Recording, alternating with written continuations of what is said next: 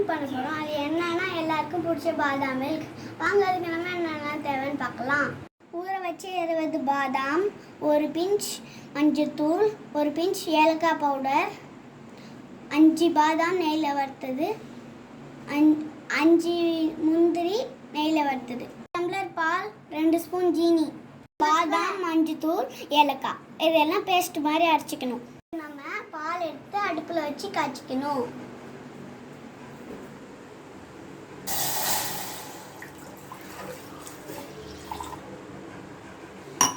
இப்போ நம்ம அரைச்சி வச்ச பாதாம் பேஸ்ட் எடுத்து ஊற்றணும்.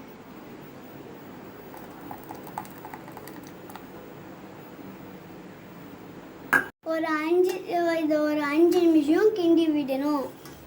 இப்போ நம்ம ஜீனி கொட்டி போடலாம்.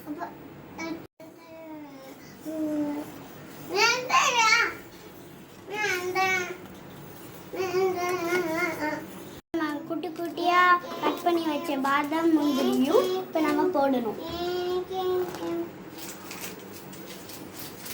இப்போ நம்ம லைட்டாக மிக்ஸ் பண்ணணும். பாதாம் மில்க் ரெடி ஆயிடுச்சு.